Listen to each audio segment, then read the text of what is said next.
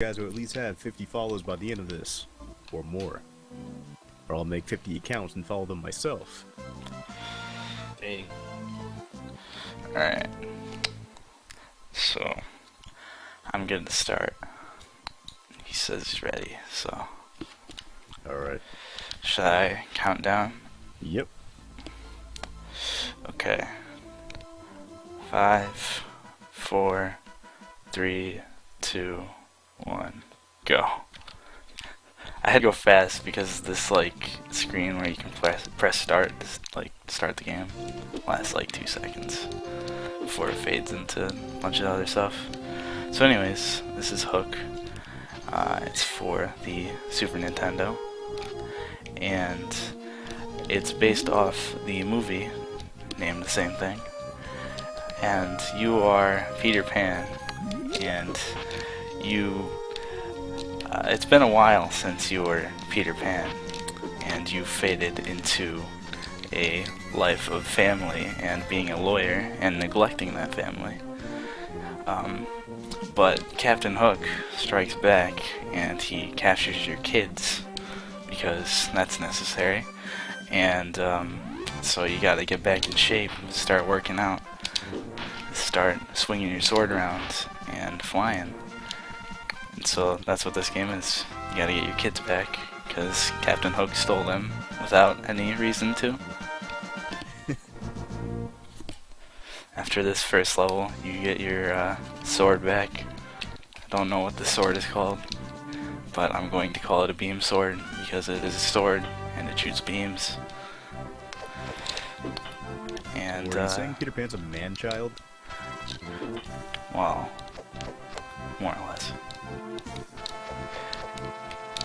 So the thing about this game is, you know how the Super Nintendo controller has a lot of buttons? This game likes to use 2 of them instead of all of them. And the 2 buttons are jump and attack. And if you hold the attack button, then you will start to run. I took damage. Alright. And you have to kind of walk for a little bit before you start actually running. And this is the first boss here. I don't know why the boss music isn't playing. I'm very confused right now, actually. This is just like... Alright, whatever. We're just gonna ignore this. That's the boss. Where he is completely RNG, and when you don't have the beam sword, there's only 2 places you can't cover, and he didn't go to either of those 2 places there.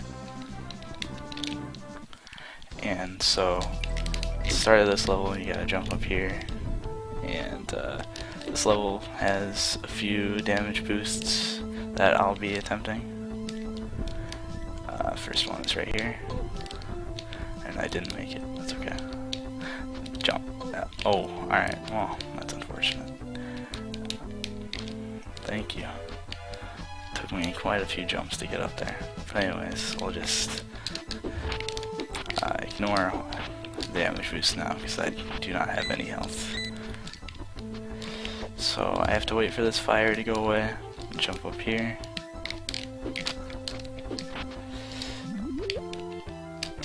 Alright, there we go. That was good. Now we build up the fly meter, and then we fly to the end of the stage. Thing to note about the fly meter, or just the fly mechanic in general, is that it's extremely clunky, and it's very annoying to go up and down, because like the slightest adjustment sends you like super high or super low, and it's pretty annoying. So we fly over to here, we fill our fly meter, and then we're gonna fly up again.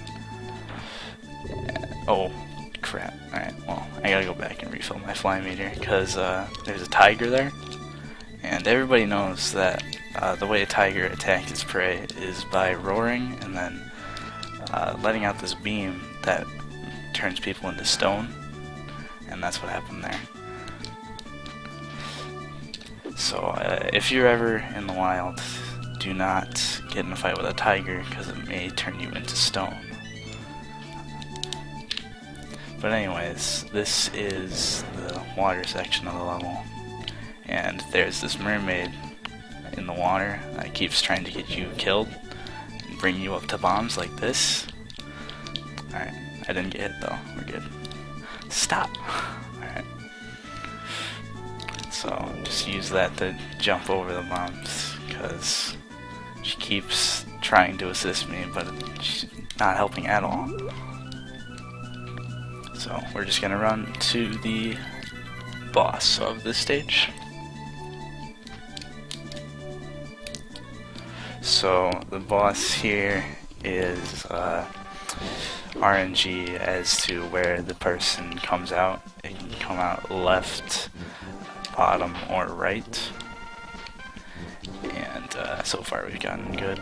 Alright, bottom's good there. And she's dead. Or he, I honestly don't know the gender of those people in the little thing. But now, end of that stage, moving on to the 5th stage.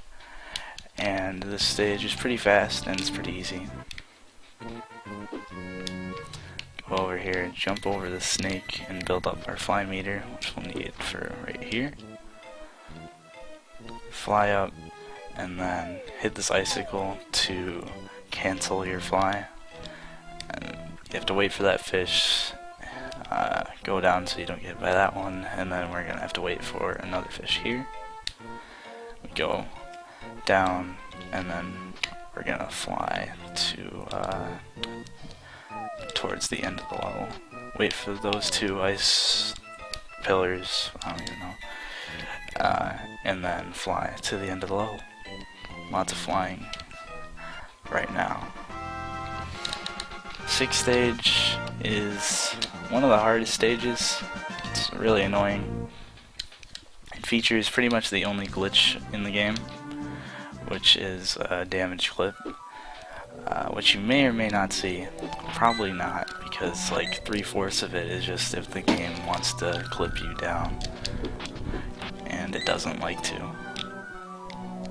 So, just gonna jump over some guys and then kill this bird. I have to jump over the roar of the tiger. Oh crap, I jumped into the bird. We've got some issues now. I'm stone. I am still stone. I am stone again.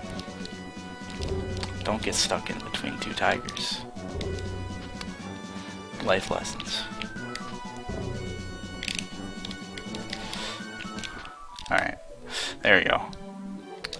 Once I got out of the infinite there, we're good.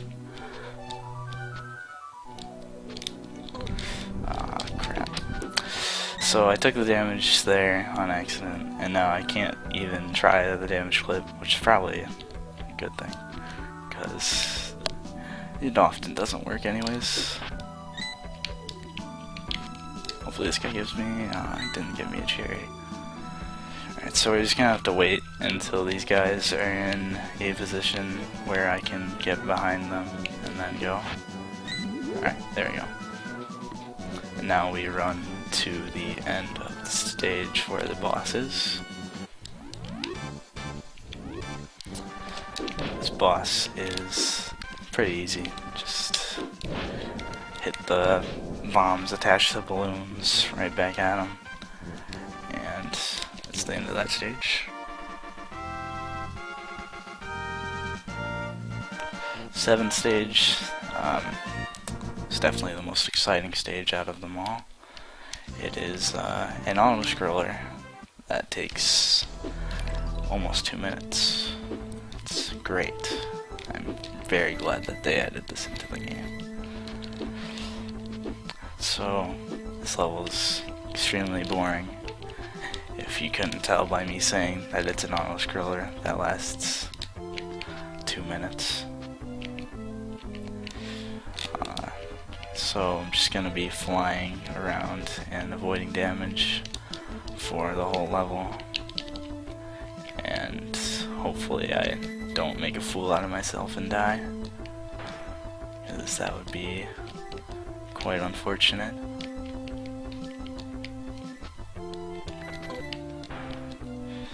Only way it's likely for people to die on the stage, I would guess at least, is if they like flew too low, and then if you go too low on the stage, you die.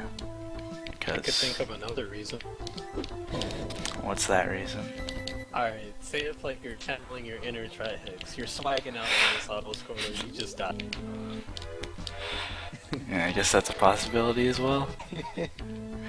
Ooh, what if you were dancing on a carpet when you were on world record pace and you fall off the carpet?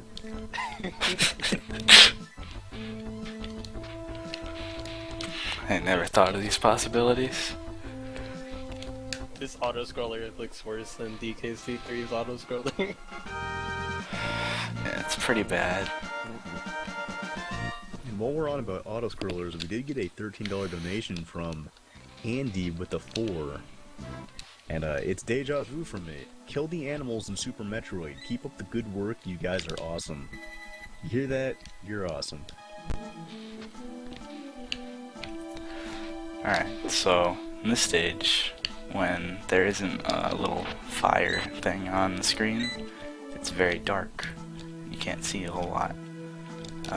Except for this green in the background. I really don't know what this green stuff in the background is supposed to be, but you can see it while it's dark. It's pretty interesting. And all the enemies. Not sure how darkness really works in this game. But there's spikes around me here, but you just kind of go right through them.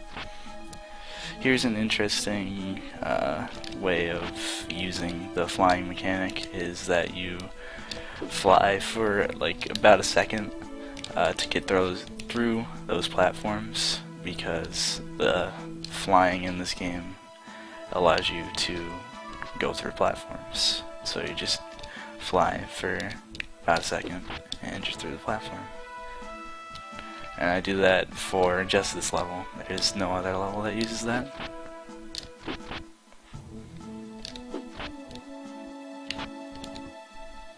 Alright, that was pretty good.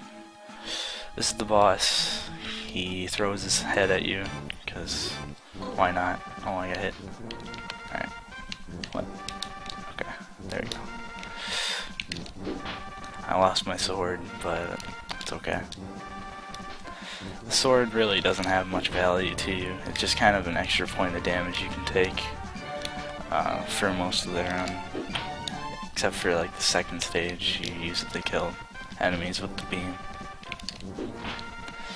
The boss dies off of 4 hits, because that's a great number to die on.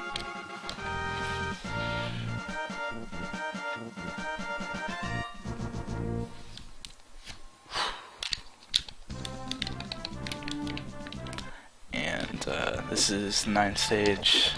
9th and 10th stages are the 2 hardest in the game, obviously, as they're the last 2. And there's quite a few things that can mess you up. This screen I'm coming up on is quite difficult. Hopefully I can do it well. I kill this guy as I'm coming up, and then I didn't quite get what I wanted to, but I can still... Alright. So I took 1 more point of damage than was optimal, but oh, I'm just going crazy there. Alright, but it's alright, because I shouldn't take damage for the rest of the stage unless I mess up here or on the boss. Okay.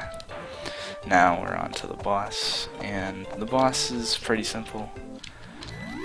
Usually, you just kind of rotate in between 2 positions and you get them.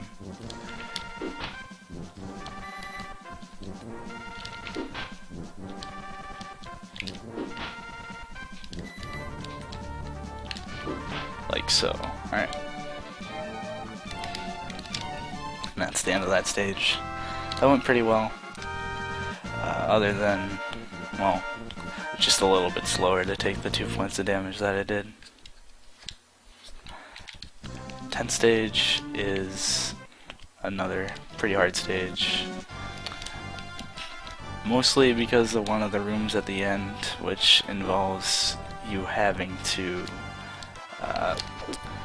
fly, and there's like spikes below you and above you, and it's very annoying to avoid these spikes. Or you don't avoid them, I guess, you just kind of fly in between them. But that's later. Oh, I took the point of damage, that's okay.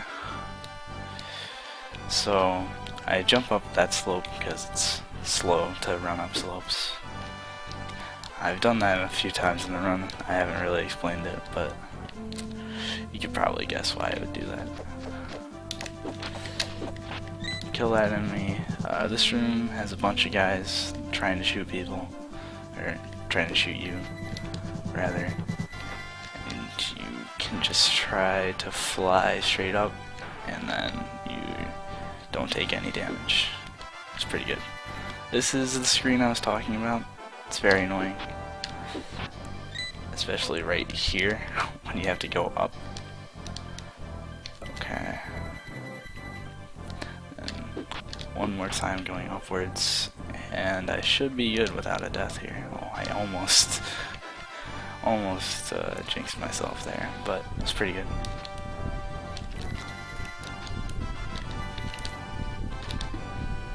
So I just fill up my fly meter while I'm jumping over the barrels there, and then fly into the exit. Here, one of your buddies helps you out and starts rolling through a bunch of guys. And the reason I'm slashing is at first you can kind of hit, or like you can kind of get in front of him, and you need to just slash in case you get in front of him so you can kill the enemies in front of you before they hit you. That was the first hook fight. Pretty easy, just kind of knowing the timing.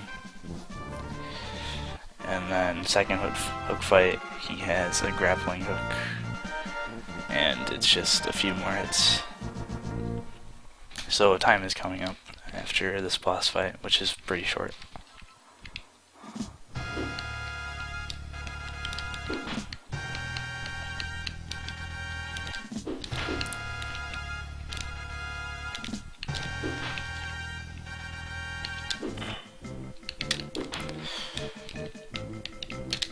Alright, one more hit.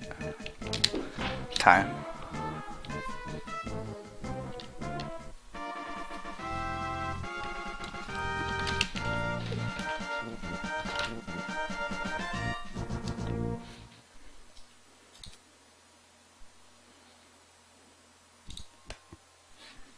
Damn, why is Captain Hook so tall? 1729. That's pretty good. My PB is a 1657, so that's not that far off. And here's Hook's final attempt to get you, but he just unleashes this gigantic, I think it's a crocodile? I think it's a crocodile. And then here's his brutal death scene, just look away, oh my goodness. Oof. And he's gone.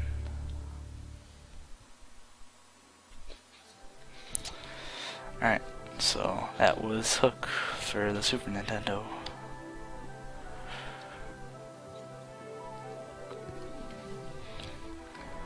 There's like ending cutscenes and credits, but those are kind of long.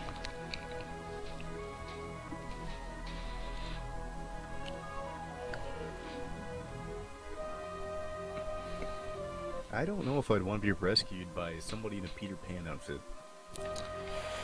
I mean, if it's the actual Peter Pan though.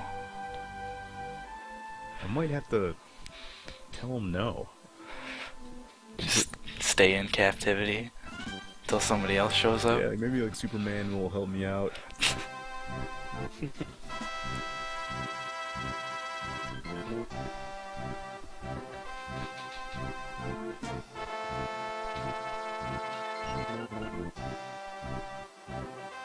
And coming up next, we do have Pokemon Snap. Damn,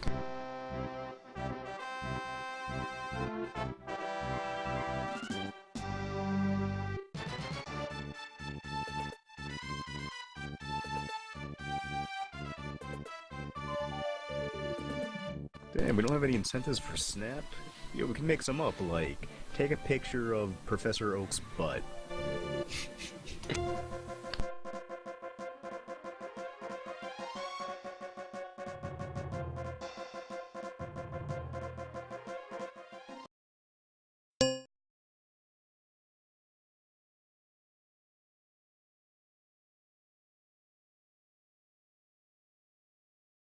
So we can talk?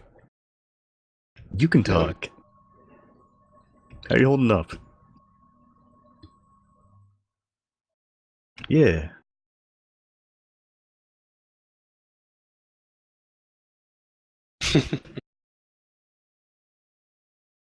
It's a dangerous wall.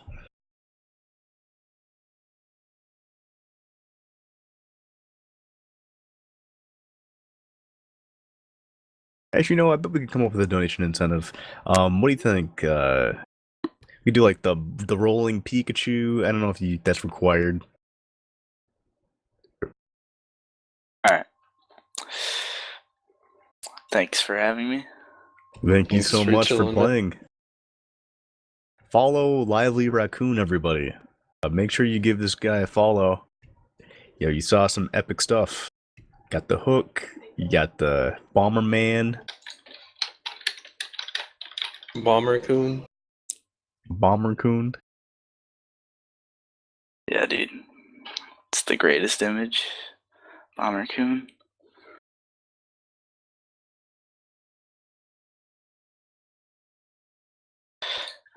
Alright, I'm gonna peace out.